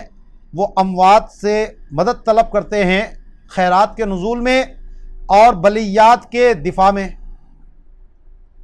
فَإِنَّ لِلنَّفْسِ الْمُفَارِقَةِ تَعَلُّقًا، کیونکہ وہ نفس جو جسم سے جدا ہو گیا پھر بھی اس کو ایک تعلق ہوتا ہے، اما بالبدنی، یا تو بدن کے ساتھ، او بالتربۃ التی دفنت فیہا، یا اس زمین سے، مٹی سے کہ جہاں پر وہ مدفون ہوتی ہے۔ فَإِذَا زَارَ الْحَيُّ تِلْكَ التُّرْبَةَ وَتَوَجَّهَ تِلْقَاءَ نَفْسِ الْمَيِّتِ حَصَلَ بَيْنَ النَّفْسَيْنِ مُلَاقَاتٌ وَإِضَافَاتٌ۔ تو کہتے ہیں کہ جب زندہ آدمی اس مٹی کا زیارت کرتا ہے اور اپنے نفس کو میت کے نفس کی طرف متوجہ کرتا ہے تو دونوں نفسوں کے مابین ملاقات اور اضافات ہوتی ہیں۔ وَهَذَا مُحَصَّلُ مَا فِي شَرْحِ الْمَقَاصِد، اور یہی خلاصہ ہے اس کا جو شرح مقاصد کے اندر ہے۔ اگلا عقیدہ جو سمعیات میں ہے وہ ہے المیزان، ترازو، کہ میدان محشر میں ہر ایک کے نامۂ اعمال کو تولا جائے گا یا اس کے اعمال کو تولا جائے گا، اور جو نیکیوں کا پلڑا ہوگا وہ آسمان کی طرف اٹھے گا، اور جو ہلکا پلہ ہوگا وہ زمین پہ جائے گا۔ یعنی دنیاوی طور پر تو بھاری پلہ نیچے آتا ہے، ہلکا پلہ اوپر جاتا ہے، لیکن برزخ کا معاملہ وہ درست ہے اور ہمارا اس کے برعکس ہے۔ تو میزان حق ہے، ای ثابتن، یعنی اس کے دو پلڑے بھی ہوں گے، اس کا لسان یعنی ایک کانٹا ہوگا بیچ کا، تو یہ ثابت ہے۔ دلت علیہ قواطع السمع، اس پر سمعی قطعی دلیلیں دلالت کرتی ہیں۔ وہو ممکن، قرآن کی کئی آیتیں اس بارے میں موجود ہیں، اور عقلاً یہ ممکن بھی ہے، تو فوجب التصدیق بھی، تو جب دلیل قطعی بھی اس پہ آئی اور عقلاً ممکن بھی ہے تو اس پر تصدیق کرنا یہ واجب ہے۔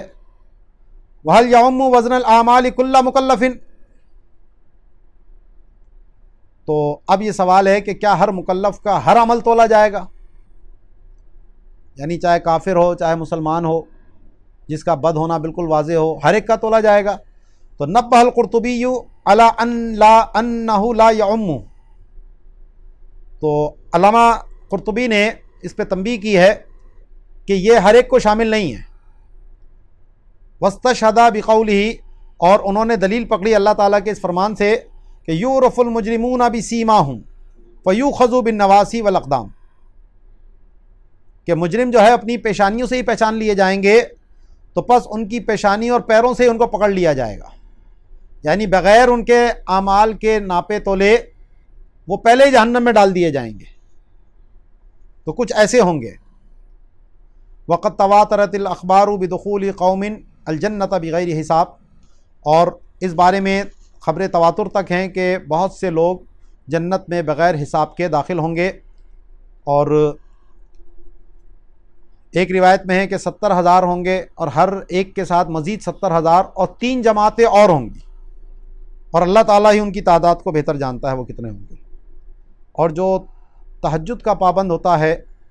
تو وہ بھی بلا حساب کتاب انشاءاللہ داخل جنت ہوگا۔ وَأَنْكَرَهَا بَعْضُ الْمُعْتَزِلَةِ، تو اس میزان کا بعض معتزلہ نے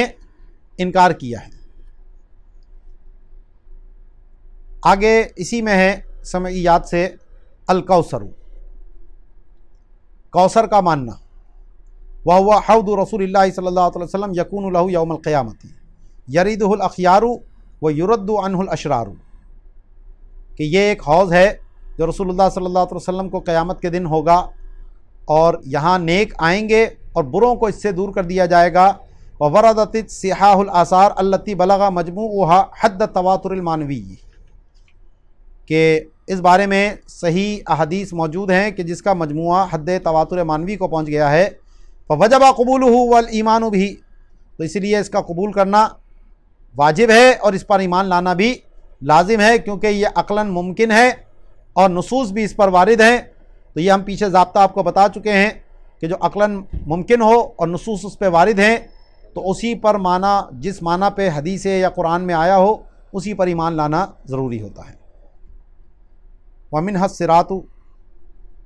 اور اسی میں سے پل صراط بھی ہے۔ وَهُوَ جَسَرٌ مَمْدُودٌ عَلَى ظَهْرِ النَّارِ، یہ ایک پل ہے جو جہنم کی پشت کے اوپر ڈالا گیا ہے، تو اس جہنم کے اوپر سے گزر کے ہی جنت کی طرف لوگ جائیں گے، اس کو پار کرنا پڑے گا۔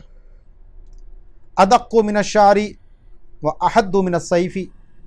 جو بال سے زیادہ باریک ہے اور تلوار سے زیادہ تیز دھار ہے۔ یریدہ کل الخلائق، اور تمام مخلوق یہاں پر وارد ہوگی۔ وہم ورود النار، وہو ورود النار لکل احد المذکور فی قولی تعالی وَإِن مِّنکم إِلَّا وَارِدُهَا، سورہ مریم آیت 71۔ اور یہ ہر ایک کا جہنم پہ پیش ہونا ہے، جو کہ قرآن اللہ تعالیٰ کے اس فرمان میں مذکور ہے کہ تم میں سے جو بھی ہے وہ اس کے اوپر وارد ہوگا۔ تو یہی تفسیر کی ہے حضرت عبداللہ بن مسعود نے، حسن بصری نے اور حضرت قتادہ نے، کہ یہاں اس سے مراد یہ پل صراط پہ سے گزرنا ہے۔ ثم قال ثم ننجی الذین اتقوا، پھر جو تقوی والے ہیں ہم ان کو نجات دے دیں گے۔ ای فلا یسقطون، تو وہ جہنم میں نہیں گریں گے۔ ونذر الظالمین فیہا جثیا ای یسقطون، اور ان کو ہم گھٹنوں کے بل ظالمین کو اسی میں چھوڑ دیں گے۔ تو وکثیر من المعتزلۃ ینکرونہ، تو بہت سے معتزلہ جو ہیں وہ اس پل صراط کا بھی انکار کرتے ہیں۔ وَهُوَ مُمْكِنٌ وَارِدٌ عَلَى جِهَةِ الصِّحَةِ فِي الْأَخْبَارِ الْكَثِيرَةِ فَرَدُّهُ دَلَالَةٌ، تو یہ امر ممکن بھی ہے اور صحت کی جہت سے بہت سی اخبار بھی اس پہ آئی ہیں، تو لہٰذا اس کا رد کرنا بھی گمراہی ہے۔ تو نیچے اعلیٰ حضرت حاشیے میں، اچھا نہیں یہ اس پہ ہے، تو اسی میں آگے ہے کہ ان الجنت والنار مخلوقتان الآن، کہ جو جنت اور جہنم ہیں وہ ابھی بھی پیدا کی جا چکی ہیں، وعلیہ جمہور المسلمین، اور اسی پر مسلمانوں کے جمہور ہیں، وقال بعض المعتزلۃ انما تخلقان یوم القیامت، تو وہ یہ کہتے ہیں کہ جناب یہ جنت اور دوزخ قیامت کے دن پیدا کی جائیں گی، کیونکہ وہ کہتے ہیں جب حشر ہوگا پھر تو سب چیزیں فنا ہو جائیں گی، ہلاک ہو جائیں گی، تو پھر تو ان کے بنانے کا بھی کوئی فائدہ ہی نہیں ہے۔ تو ہم یہ کہتے ہیں جناب کہ اس سے جنت اور ان کا استثناء ہے کہ جنت ہمیشہ کے لیے پیدا کی گئی ہے، اس کو فنا نہیں ہے، تو اس سے اس کا استثناء کیا گیا ہے۔ اور بہت سی جو آیات ہیں، احادیث ہیں، وہ اس بات پر واضح طور پر دلالت کرتی ہیں کہ جنت پیدا کی جا چکی ہے۔ اسی میں سے حضرت آدم اور حضرت حوا کا قصہ ہے، زمین پہ تشریف لانا، یہ سارے جو بھی ہے، تو اس کی تعویل کرنا جی باغ ہے کوئی دنیا کا، تو وہ دنیا کا باغ کہاں سے آیا؟ تو اعلیٰ حضرت بھی نیچے فرماتے ہیں وَيَكْفِي فِي الرَّدِّ عَلَيْهِمْ ظَوَاهِرُ الْقُرْآنِ، کہ ان کے رد میں قرآن کے ظواہر بھی کافی ہیں۔ اُعِدَّتْ لِلْمُتَّقِينَ اُعِدَّتْ لِلْكَافِرِينَ، کہ جنت تیار کر لی گئی ہے، ماضی کے ساتھ ہے متقین کے لیے، اور جہنم تیار کر لی گئی ہے کافروں کے لیے۔ وَنُصُوصُ الْأَحَادِيثِ الصِّحَاحَ دَخَلْتُ الْجَنَّةَ، اور جو بہت سی صحیح حدیثیں بھی ہیں جس میں حضور نے فرمایا میں جنت میں داخل ہوا، ٹھیک ہے جی۔ تو اس طرح کی بہت ساری روایتیں ہیں،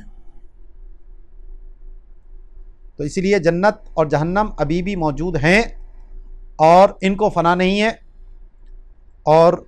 اس کی جو نعمتیں ہیں وہ ہمیشہ کے لیے ہیں۔ آگے فرماتے ہیں والمسلمون بعد دخول الجنت والکفار بعد دخول النار لا یخرجون منہما ابدا باجماع المسلمین، کہ جب مسلمان جنت میں چلے جائیں گے اور کفار جہنم میں چلے جائیں گے تو اس پر تمام کا اتفاق ہے کہ وہ اس میں سے نہیں نکالے جائیں گے کبھی بھی۔ خلافاً لابن تیمیہ فی النار، ابن تیمیہ نے اس مسئلے میں بھی اختلاف کیا ہے جہنم کے معاملے میں۔ وہ بعض وہ روایتیں لایا کہ جس میں یہ ہے کہ جی جہنم بالکل خالی ہو جائے گی اور جہنم کے دروازے بج رہے ہوں گے اور اس میں کوئی بھی نہیں ہوگا، تو وہ جہنم کے ایک طبقے کے بارے میں ہے کہ جہاں مسلمان گناہ گار رکھے جائیں گے، تو وہ ایک وقت آئے گا کہ مسلمان اس میں سے نکال لیے جائیں گے، تو وہ جو طبقہ ہوگا وہ خالی ہو جائے گا جو صرف مسلمان گناہ گاروں کے لیے ہے۔ تو وہ مراد ان حدیثوں سے وہ چیز ہے، اس نے اس کو کفار کے اوپر بھی لے گیا، وہ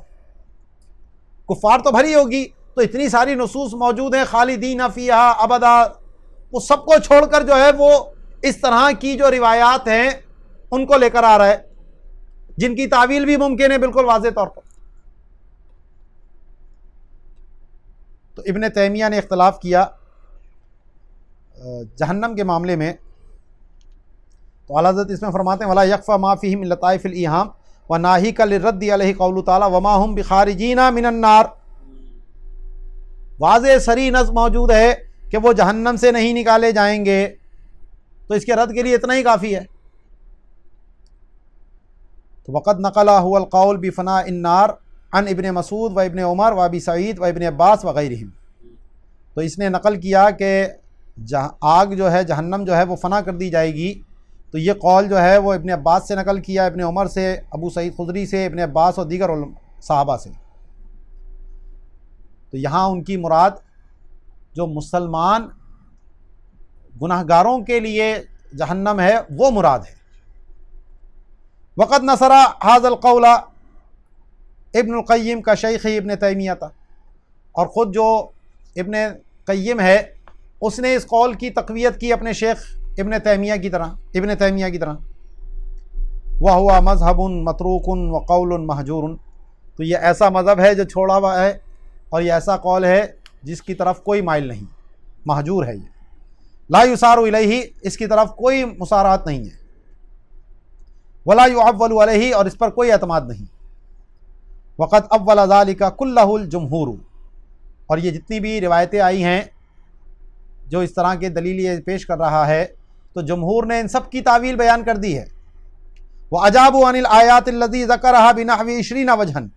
اور وہ آیات جو اس نے ذکر کی تو اس کے 20 کے قریب جواب علماء نے دے دیے۔ وَأَمَّا نَقَلَ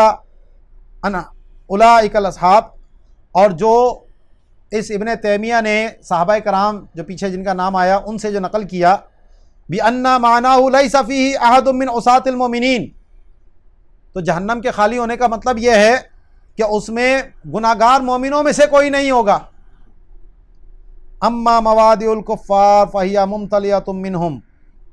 اور جو کافروں کی جگہ ہے وہ تو ان سے بھری ہوگی۔ لا یخرجون منہا ابدا کما ذکر اللہ تعالی فی آیات کثیرۃ، اور وہ اس سے کبھی بھی نہیں نکالے جائیں گے جیسا کہ اللہ نے بہت ساری آیات میں اس کا ذکر فرمایا۔ ٹھیک ہے جی، یہ نیچے حاشیے میں اعلیٰ حضرت نے وہی کہا وَهَذَا هُوَ مَعْنَى مَا يُذْكَرُ مِنَ الْحَدِيثِ، اور جو حدیث ذکر کی جاتی ہے یہی اس کا مطلب ہے کہ یاتی علی جہنم یوم تخفق الریح ابوابها ما فیها احد، کہ جہنم پر ایک دن وہ بھی آئے گا کہ ہوا اس کے دروازے بجائے گی اور وہاں اس میں کوئی بھی نہیں ہوگا، یعنی مسلمانوں کا جو جگہ تھی اس میں کوئی نہیں ہوگا۔ اب آخری اس حوالے سے جو گفتگو ہے وہ یہ کہ وَمِنْهَا أَشْرَاطُ السَّاعَةِ، کہ جو قیامت قائم ہونے سے پہلے کی نشانیاں ہیں، کچھ علامات صغریٰ ہیں، کچھ علامات کبریٰ ہیں، تو کچھ پوری ہو گئی ہیں، کچھ پوری ہوں گی، تو ان کے اوپر بھی ایمان رکھا جائے۔ من خروج الدجال، کہ دجال کا ظاہر ہونا، ونزول عیسیٰ من السماء، اور حضرت عیسیٰ علیہ السلام کا دوبارہ آسمان سے زمین پر تشریف لانا، وخروج یاجوج و ماجوج، اور یاجوج ماجوج ایک قوم کا نکلنا، والدابتی، اور دابت الارض کا ظاہر ہونا، وطلوع الشمس من مغربها، اور سورج کا مغرب سے طلوع ہونا، وردت بها النصوص الصحیحۃ الصریحۃ، تو ان بارے میں بھی صحیح اور صریح حدیثیں موجود ہیں۔ نیچے اعلیٰ حضرت کا ایک حاشیہ ہے وہ پڑھ کے اس کو اختتام کرتے ہیں کہ اعلیٰ حضرت فرماتے ہیں کہ ہوا عبداللہ و ابن امۃ اللہ، کہ حضرت عیسیٰ جو ہیں وہ اللہ کے بندے ہیں اور اللہ کی بندی کے بیٹے ہیں، و رسول اللہ و کلمۃ اللہ و روح اللہ، اور اللہ کے رسول، اس کے کلمے اور اس کی خاص روح ہیں، سیدنا عیسیٰ ابن مریم۔ تو وما قتلوہ وما صلبوہ ولکن شبہ لہم وما قتلوہ یقینا بل رفعہ اللہ الیہ، یہ تینوں آیتیں بیان کرتی ہیں کہ حضرت عیسیٰ کو معاذ اللہ شہید نہیں کیا گیا تھا، اللہ نے ان کو زندہ ہی آسمانوں پہ اٹھا لیا تھا۔ تو وہذی عقیدۃ ایمانیۃ، تو یہ عقیدہ ایمانیہ ہے، کافر من جحدھا او شک فی شیء منھا، تو جو اس میں شک بھی کرے یا انکار کرے تو وہ کافر ہے۔ وَلَيَنزَلَنَّ عَمَّا قریب، اور قیامت سے پہلے وہ زمین پہ واپس تشریف لائیں گے، اماماً عدلاً وحکماً مقسطاً ورسولاً مرسلاً غیر معزول ولا منقوص، کہ امام عادل ہو کر اور عدل والا فیصلہ فرمانے والے اور رسول بن کر جو اللہ کی طرف سے بھیجے گئے ہوں گے، جن کو کبھی معزول نہیں کیا گیا اور کوئی ان پہ نقص نہیں ہے۔ وَرَجُلًا مِّنْ أُمَّتِي نبی الانبیاء محمد صلی اللہ علیہ وسلم کما کان ایضا قبل نزولہ ہوا وسائر الانبیاء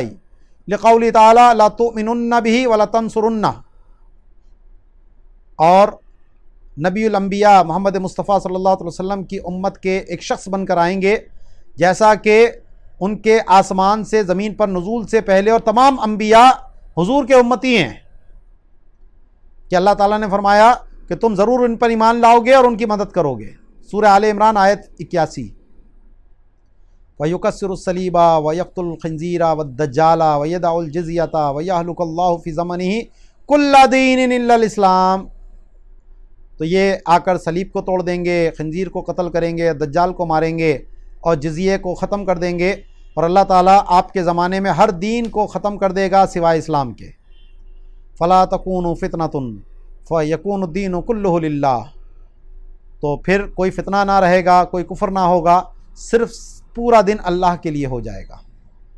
وعقیدۃ نزولہ من ضروریات مذہب اہل سنتی،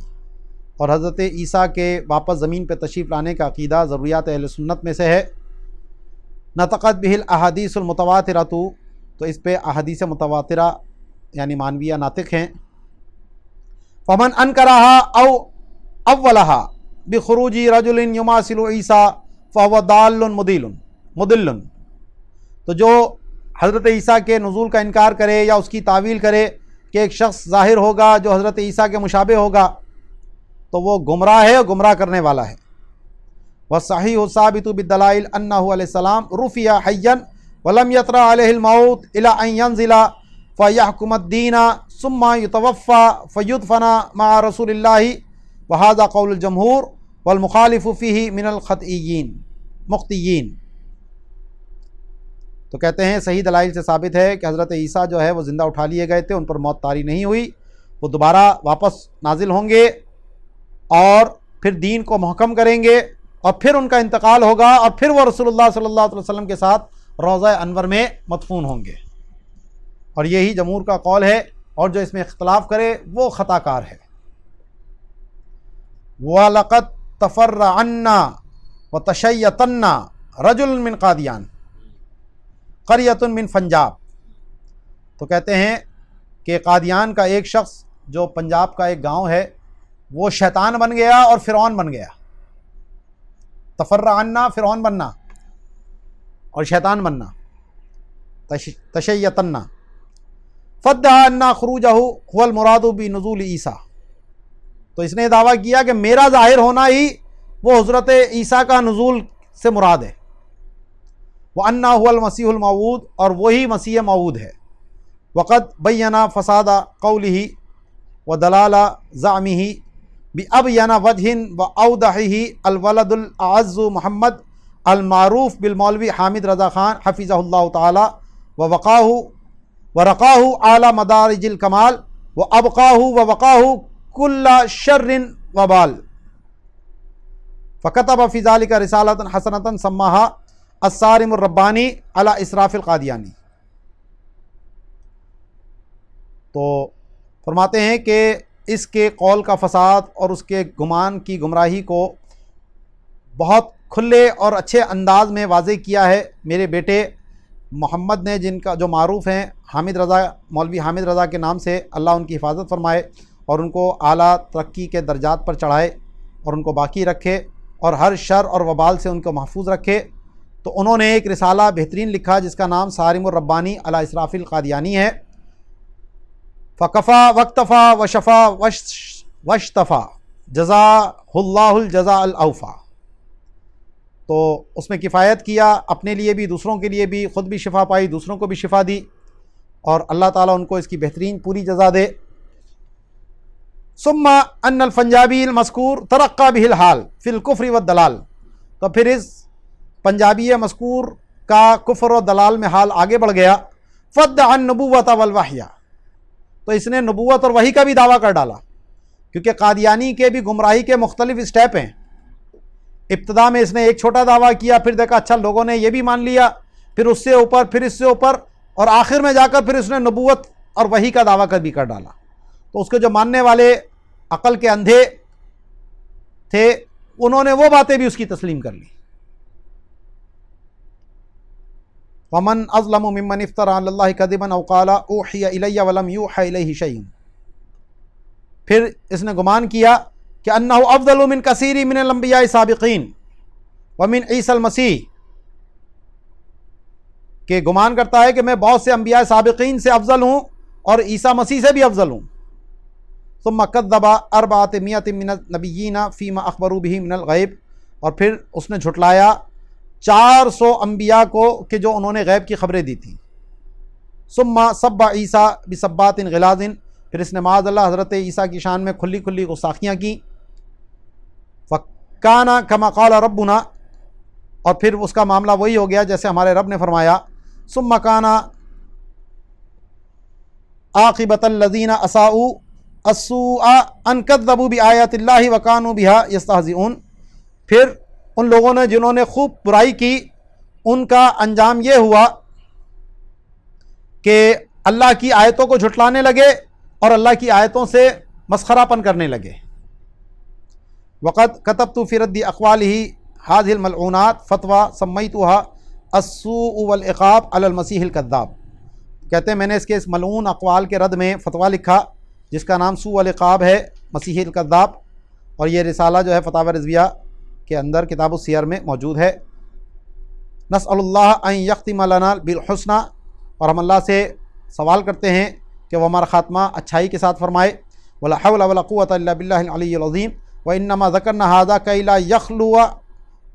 کتاب العقائد على تفضیح هذه الطائفة الجديدة الحادثة الآن قاتلها اللہ تعالی وأعاذنا شرها والشرور جميعا آمین۔ کہتے ہیں کہ ہم نے اس کو ذکر کیا یہاں پر تاکہ جو عقائد کی کتاب ہے وہ اس جدید نئے پیدا ہونے والے فتنے کی ذلت سے خالی نہ رہے۔ اللہ ان کو قتل کرے اور ہمیں ان کے اور تمام شرور سے محفوظ فرمائے، آمین۔ تو یہ یہاں پر ہماری جو سمیات کی بحث تھی وہ مکمل ہو گئی۔ تو کل انشاءاللہ امامت کی بحث ہے اور پھر ایک خاتمہ ہے، جو ایمان کی ابحاث ہیں وہ بڑی اہم ہیں، تو انشاءاللہ 2-4 دن کا اب سبق اور ہے، تو اس کے بعد ہماری انشاءاللہ یہ کتاب مکمل ہو جائے گی۔ وما علینا الا البلاغ المبین۔